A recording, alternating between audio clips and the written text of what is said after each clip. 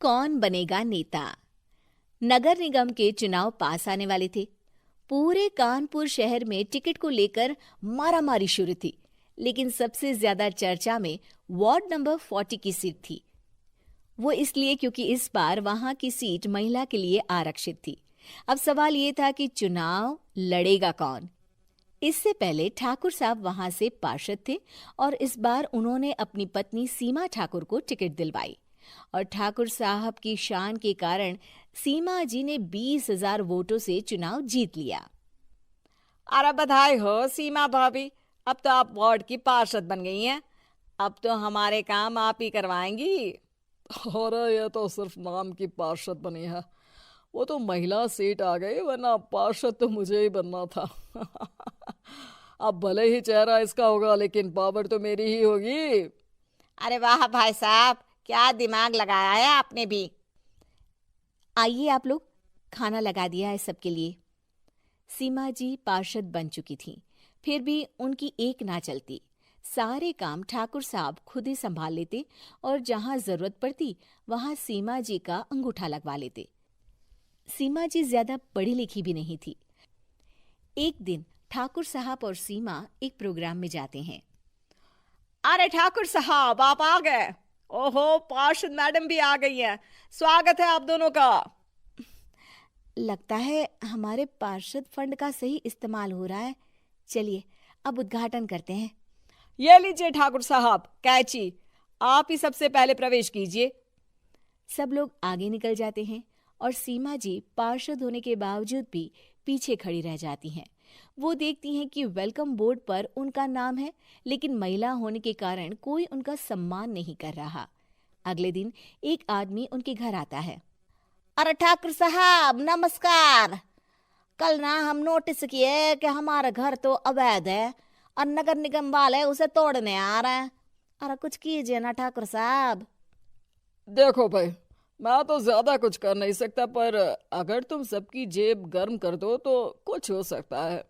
कुल मिलाकर 4 लाख लगेंगे। अरे 4 लाख ठाकुर साहब? अरे भाई, मैं अपने लिए नहीं मांग रहा हूँ। दरोगा है, इंजीनियर बाबू है, बड़े साहब है, सबको देना पड़ता है ना थोड़ा थोड़ा। बोलो है मंजूर? तभी वहां अचानक सीमा जी आ जाती हैं। अरे ये आप क्या कर रहे हैं? पहले इन्हीं लोगों से तो आपने वोट मांगे, अब इनसे ही पैसे ले रहे हो। अरे चुप रहो तुम। तुम्हारा काम है सिर्फ अंगूठा लगाना, तुम वही किया करो। मुझे दूसरे काम तुम मत सिखाओ, समझी? और तुम ना जाओ, अब पैसे लेकर आओ, वरना जेसीबी किसी भी वक्त आती होगी। सब कुछ ऐसे ही चलते रहता है। एक दिन सीमा जी और ठाकुर साहब को एक लोकल मीटिंग में बुलाया जाता है। वहां पर कई और अधिकारी लोग भी मौजूद रहते हैं। अब मैं चाहूंगा कि ठाकुर साहब हमारे बीच 2 शब्द कहें। मेरे प्यारे भाइयों और बहनों, आज मेरा सौभाग्य है कि मैं आप सबकी सेवा दिन रात कर पा रहा हूँ। आपने मेरी पत्नी को भारी मतों से जिताया है, इसलिए मैं आप सभी का शुक्रगुजार हूँ। मैं आप सबसे वादा करता हूँ कि हमेशा की तरह हमारे वार्ड में किसी को कोई तकलीफ नहीं आने दूंगा। सभी लोग तालियां बजाने लगते हैं। अब मैं माननीय पार्षद मैडम को स्टेज पे बुलाना चाहूंगा। अपने नाम को बुलाया सुनकर सीमा जी एकदम चौंक जाती है। उन्हें बिल्कुल उम्मीद नहीं थी कि इतनी बड़ी जगह उन्हें मंच पर बुलाया जाएगा। जैसे तैसे वो मंच पर चढ़ती हैं।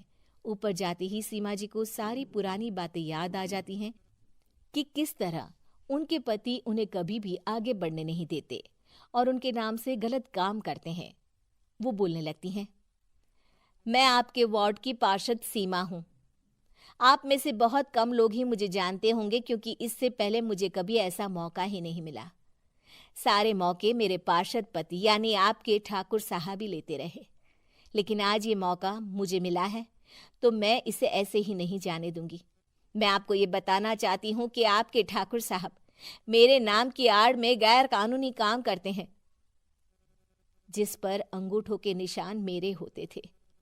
इसीलिए मैं अपनी गलती मानती हूँ और आज अपने पद से इस्तीफा देती हूँ, ताकि आगे से कोई गलत काम ना हो पाए। अब फैसला आप सबके हाथ में है कि आप हमें क्या सजा देना चाहते हैं।